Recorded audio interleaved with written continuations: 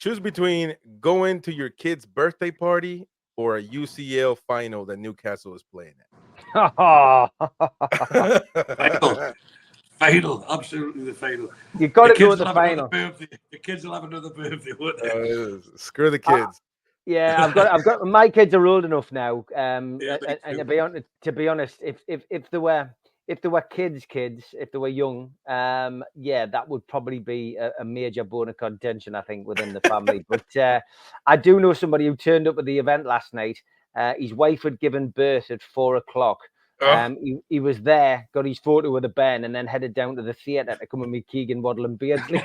Hey man, that's dedication. Yeah. Complete the phrase. Newcastle will win the Premier League in what year? I was going to say my lifetime. What year? Where are we now? 2020. I reckon by 2030 would have won the league, and it's all geared up for the 100th celebration of the Saudi Arabia. So that's what it's all geared up for. But I think we'll win it before then, because as we've mentioned, the rules on financial fair play will be slackened, if not cancelled, and they'll find a way. We've got cute people, and it's a project that's going to just get bigger and bigger and bigger. Yeah. I'm about to say, yeah, I'd say 2028, 2029 season. So I'll give myself 5 years from now. 2027 is the year we'll win it, Chris, because it'll be 100 years. Because it'll be 100 years. That'll be the 100th anniversary of winning it in 1927. All right. I got a tough one. You got to choose. Newcastle wins the FA Cup and Sunderland wins the Premier League. Do you take that deal? It'll never happen, but yeah, it'll never happen. Honestly, it will never happen. But would I take that deal if Newcastle hadn't won a trophy? Yeah. Yes, I would take it. Because there's so many scenarios. If Newcastle still hadn't won a trophy, and you're telling me that Sunderland are going to win the Premier League, but Newcastle can win the FA Cup, I would take it.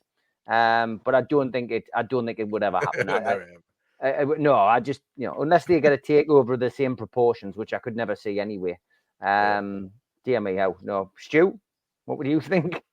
I don't think you take that deal. Premier League for a long time anyway, so it really isn't the most. Who would be making the deal? Who would be making the deal is my question.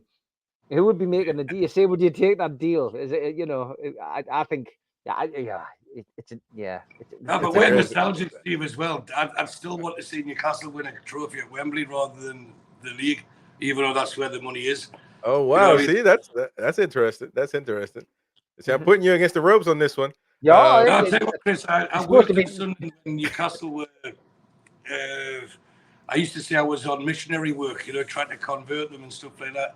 I was in 95-96 season when Newcastle nearly won the league.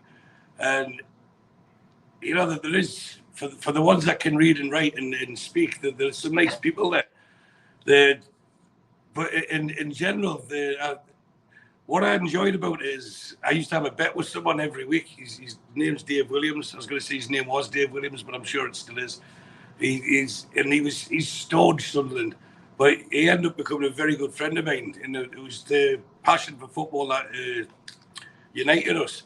And I used to play for his five-a-side team in an area of Sunderland, not the most salubrious of areas, called Silksworth.